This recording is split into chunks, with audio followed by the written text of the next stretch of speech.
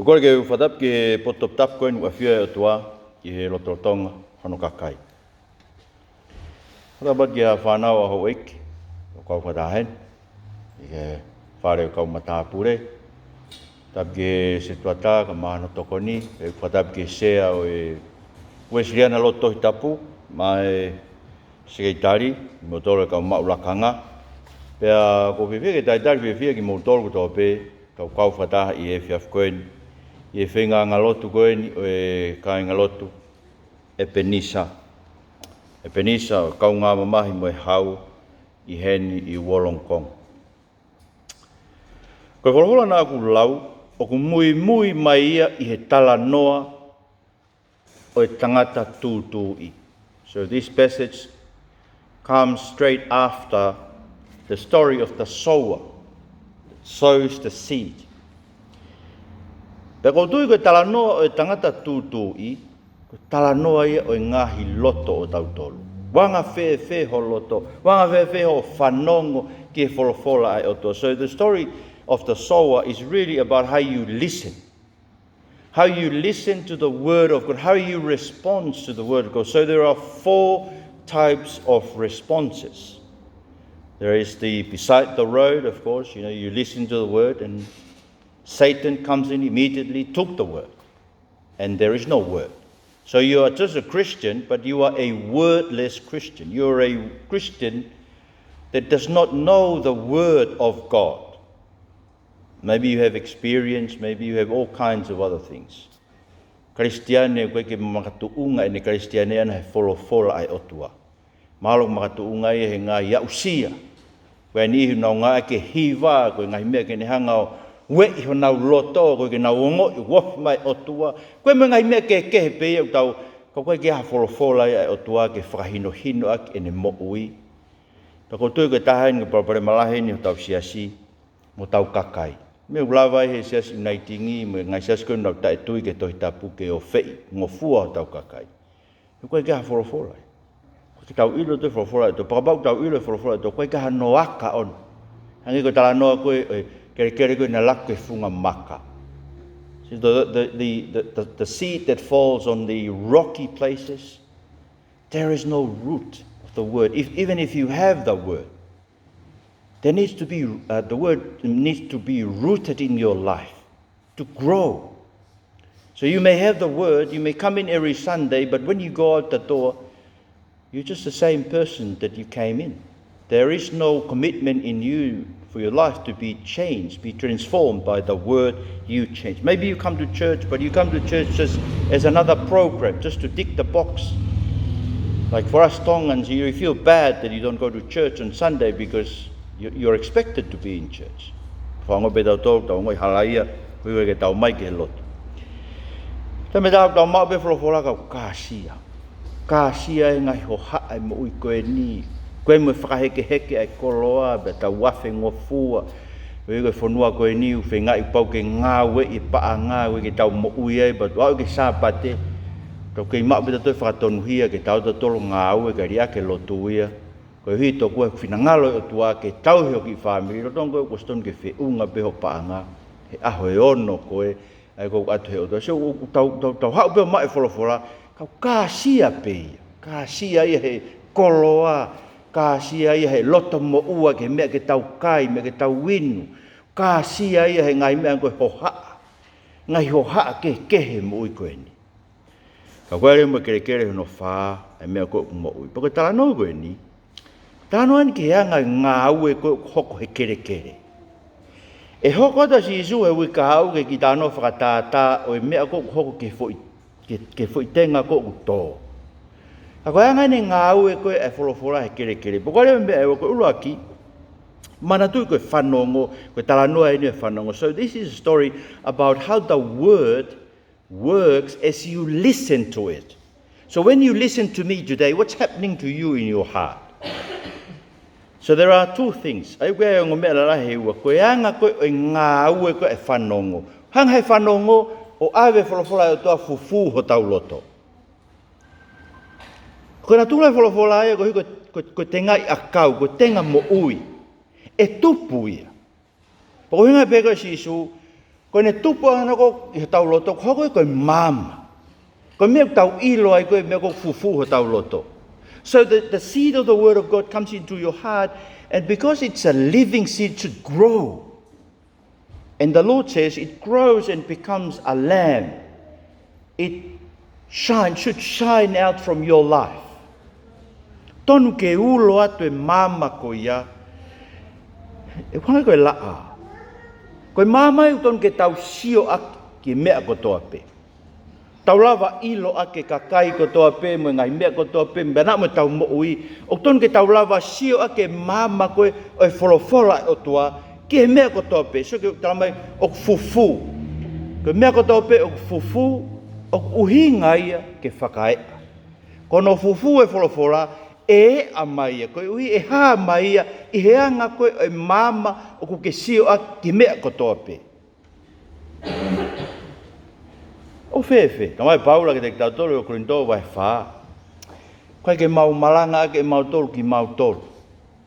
Ahoni, lahi afe ka kai ke tala loto. Pea o gai pe e mo oni ai koe hui fo ke whaame ka kai ke nau sio ke tau mo ui ka tau tau kau kristiane, o mo ui ai folofola. Koe whehu ia ko whai me mamani. Hano aonga ke te koe mo au e taumi ke lotu. Mo ui e mea ia te koe. O waha kehe o tau tolu koe tau humai ke whareni. Mo nau tau nofo i tua. He taimi ko tau ota he mōni te ke tōna ki. O whai e tau mo ui i tua. Whehu ia u whai.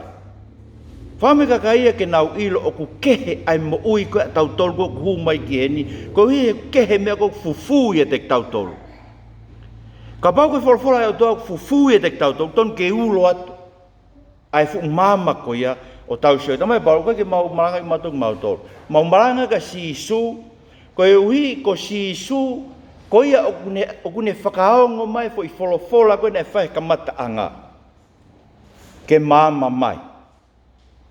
Une whae fo i Folofola koe i ho loto mo hoku loto, koe uhi ke haulo atu. Siki whakaukau, koe ulo atu e mama e o toa me te tau tolu ni hanga whakaulo ai fofonga o kalaisi i he tau mo ui. O fefe. O ben, fefe anga ho sio ki ho mo ui ko a koe. Fefe anga ho sio ki koloa, ko ho paanga. Fefe anga ho sio ki he tau fie mau koe ke manakoa ki tau tolu he kakai, tau fie mau ke tau maa ngā whanki langi mo i koe ni mea whakaako, mea langi whakalakanga. Ngai lakanga mahu inga e whanua. Whewheanga ho sio ki ho fia. Mea kou ni hanga whaka fia i ho moui. Hai mea ni hanga whaka fia i ho moui. He mo mea koe mo mama ia e whaka otua mate. Tāno re sa me uluaki. Re sa me uluaki tala mai o te ke alu he hala mo i whaka kau ai whaka otua mate. Wa whewhe sio e whaka otua mate ke mama koe ni. O ku sio e whaka otua mate ia ke mama koe ni.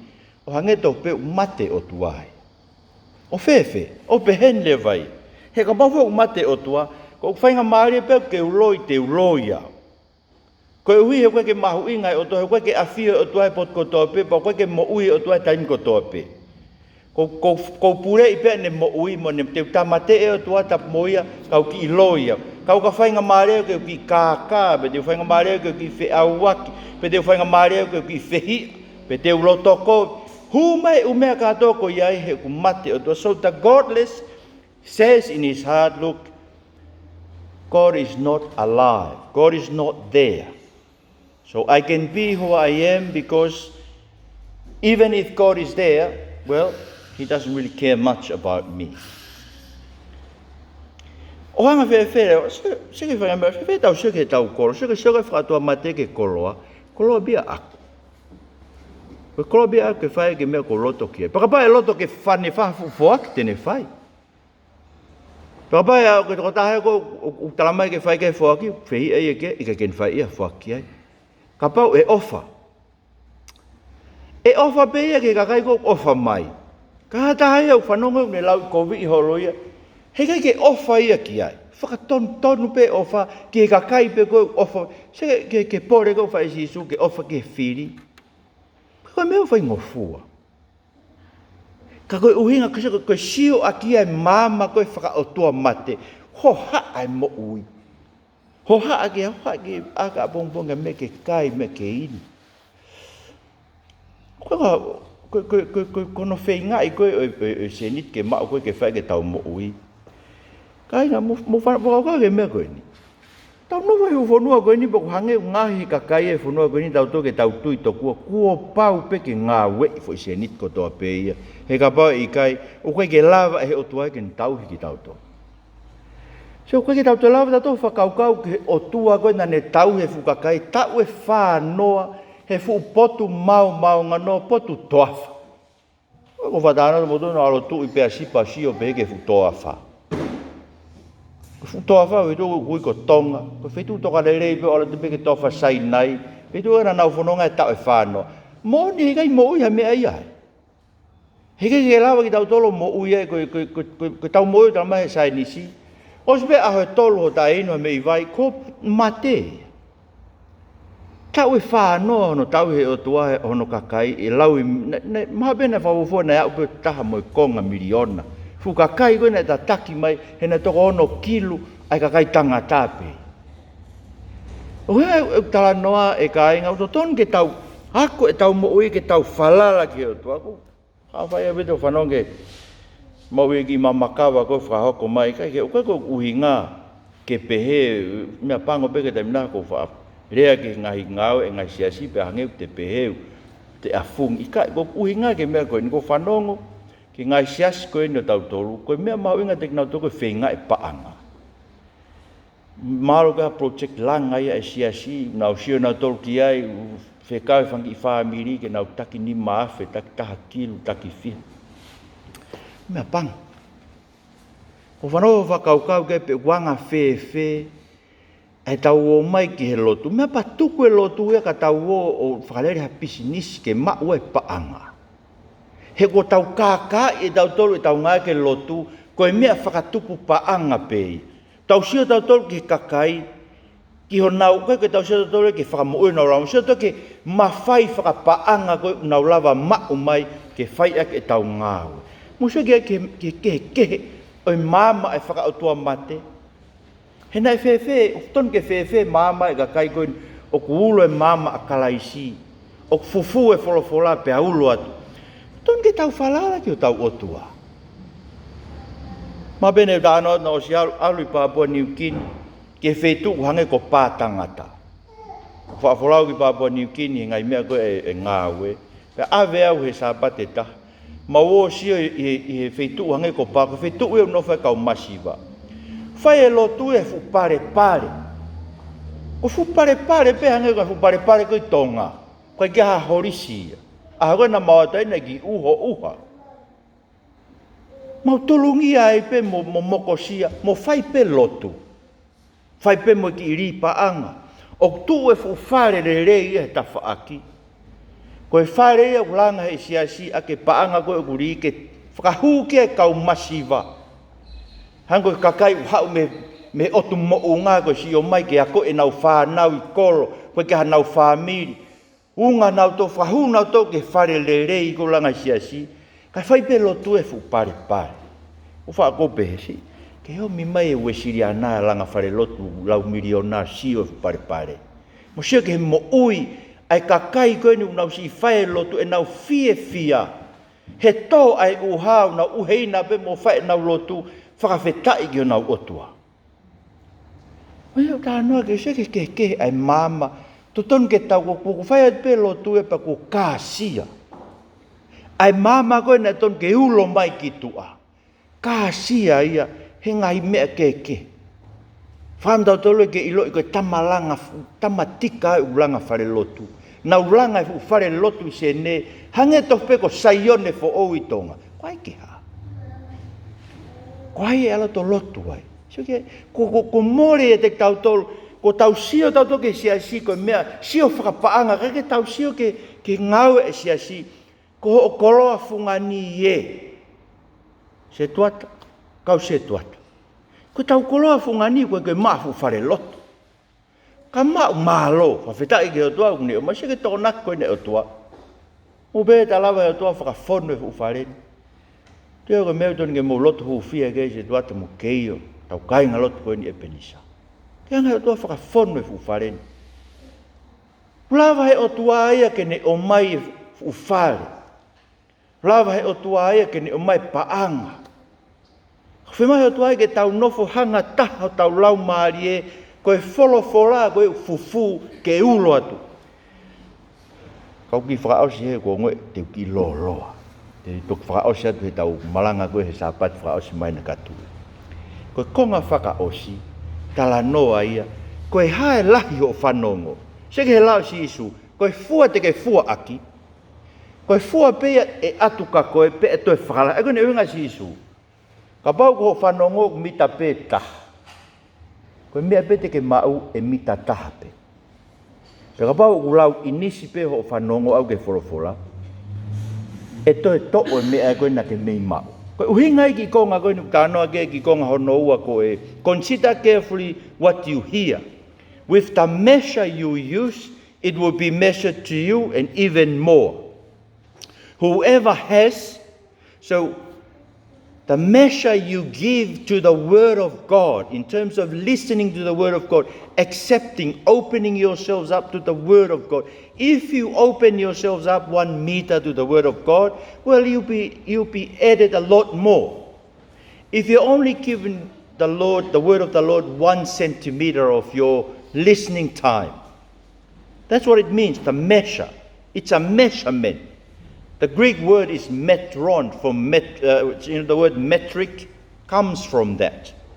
So if you do not want to really listen to the Word of God, even what you get by listening to it will be removed. It will be taken from you. But if you come with an open heart to listen to the Word of God, more and more will be added into your life. So once you open up and you submit yourselves under the authority of the Word of God, the Lord will teach you. You won't need teachers like me, because the Lord Himself will minister to you. Paul tells Timothy in 2 Timothy, if you don't understand any of these things I'm writing to you, ask the Lord and He will show it to you. You know, I really believe in that. That's why I read to you those 4 readings, even though they're very long. I believe that the Lord is able to speak to you through His Word. And I want this service to be a service where a lot more of our times are dedicated to listening to God Himself speaking to us. Only 20 minutes. Those 4 readings will be 20 minutes. But you see, the meeting goes on to about an hour and a bit. So 40 minutes is us doing all kinds of other things. Koe mea koe ko fua koe a ho whanongo ke Folofola o tua, koe mea pete ke mau. Koe mea ko uki ai ki motoru ke mana o staranot ke motoru, ka mati koe ke o mai e ngai le soni e whaa koe koe ngai hui wahe ka kato e whaa. Koe ke mai e si asi ka au pe, rau katoa pe koe ki konga pe. So tau wanga tau tolu ke ki mori I mai pe ki mea. Sa pate koe ki le soni e whaa koe, pesi rak pe moi ua hiki ki he taha nima pe koe fi. Se mu whakaukau tau honga ia, koe tau e taha awheo no ngeau hanga he o tua whakatolonga tohi koe ni. Utala noa koe na hiki he maka. Alu ke kiri I manu, alu ki he pepa na ngahi ake, akau tupu he vai koe pepa ilo. Whai o toki au mai o pāki he. Se ke tau e tāwhe tupu koe mo hanga he o tua tauhi e ne Folofola, koe ne whakaamu ke au sia he ahono lau. Whanongo ki ai. Ko hau ko honga ia beo lau maari o koe. Koe uhinga ia mea, ke konsita, ke tokanga ke he mea o ke whanongo ki ai. Koe lahi o whanongo, koe lahi ange mea te ke mau. Koe lahi hono lau e tohi, koe lahi ange mea te ke mau me iai. Koe si anga no lau pako ilo e ka inga. Koe tai me tahu tau toki mai pe whoko lau e mea ni ke tewe ki malanga. Peka pai kai te toe malanga kita. Peka kai peki te toe lau koe alu peki whae lote sa pateo whanongo peki pātere pe ko hai uhau. Mo ene mau koe a ana. Se ke whaka ofa e tau mo ui whaloto. Ko whaka ama uia ke tau hanga nge tau tolo furihi. Ai kauta koe kauta whokeni. Ai ko hinga kauta koe o wau koe. Ai ni ko tau tari koe I he lotu. Furi hiange ke laheng ho tau taim whanong ke Folofola. Furi ke laheng ho tau taim mi lotu. Mabe mo whatonga iku ke toi ngai ke awe o se lotu pa koreat ka hai ki ni whai mai lotu. Hui nā whai ka hola ia pe alo nasi hola he ku oho vare e no whaka oho vare ia ki whai whekau e mea. Whama ke o se ek malanga o se tau whanong ke Folofola. Pea tau tari lotu.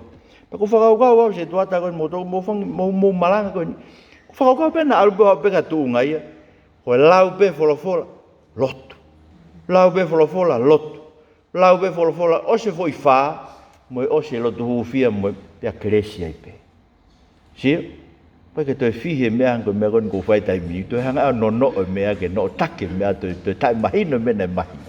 Kaike, uhinga ia mea koe ni, webe whatokanga se misi ka ainga, tamai se misi, o te mou whanhoko koe kau whanongo Folofola, o mou kākā iki mou tō.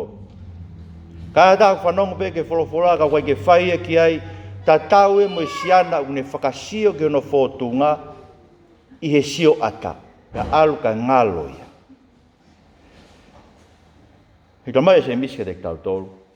Kai hataha tene whai e ngaue koe tala mai he Folofola. E monu ia toko tāku ia. So ko whai tangata monu ia, tamai se misi. Tangata monu ia o mo uia ke Folofola. Aia koe haiki, o te ke whukoha koe ko whanonge tamai ni e kai ngalo tukau. Mau lau matoi mea koe ke mahino. Te ke whukoha koe ke mea koe ke mahino. Koe mea koe mahino. Ka veinga aki koe mea koe ia. Ka veinga ki mea koe mahino. Ka veinga aki a weekend te ke mo ui ake ki mea koe mahino. He ka mau te ke mo ui ake mea koe mahino. Koe mea koe tae mahino. Te ke toi lau mai he ukahau. Ko mahino mea koe na tae mahino. He koe koe Folofola e o tua koe mea peke o mai ke whakamari ia ko tau wongo anga. O hinga e Folofola e o tua ia. Ke tau whakatomala he tau tae whaiki ai. Kene ririu e tau moui. O totonu ke asta mai Paula, ko ki tau tolu ko hao haoa. Tonu ke pehe ho taloto, o fefe. Neongo pe koe hae mea koku ta au kia he Folofola. Kehe, ke ta fōuai. Hai ki mea koku ke au ke he Folofola. Fōuai pa ke toki lau ai Folofola ai o tua. Koe ke hanga he o tua o whakakoloa koe. Ko maa bobo pei. Mon be o mo ui te ngai e Folofola ai o tua. Kau kebe me tokoni ho whanongo. To tanoa Paula he wika a sisu he wika hau he hokot he vesi wano ke ngau e koe ke iwi o tenga. Ka koe ahoni, ka tanoa ni ko mea koe te ke ala whai ko ho whanongo. Ke fufu e Folofola he, o ton ke ulo atu e koe mamai ke sio aki, ke mea ko toa pe. Koe mea koe lahiang ho whanongo, koe lahiang e koloa tānaket e o tua ke te koe. Koe unga ko whanongo malanga. He ko tui koe toko lahiang unau. Sa ena toi whanongo malanga, koe kenau taimina toke lau e Folofola. Uhinga si isu ki ho whanongo ke Folofola koe ai o tua ko hiki tohi. Koe lahiang ho taim whanongo ki ai. Koe lahiang e no hanga he o tua whakakoloa aki koe. Pangai ko kulau, o kwhi mau ke ulo atu. Ho mo mama. Kāinga ko whaam ke tau lotu huufia mua ai, ke tau toki hi watu. Tau lotu o kore ki he o tua, ke neanga whakaawa tau ngahi ongo anga. Ko ke tau whanongo, fie whanongo, ke Folofola ai o tua. Pea ka paureo ke Folofola o tua, ko tō ke tau loto fufu ai, tau kore ke whakaulo e fu mama ko ia. Ke ulo ate mama koe ke ilo e kakai, koe kakai ki tau tolu tau whanonga, he Folofola ai o tua, tau lotu, pea tari mai tau lotu.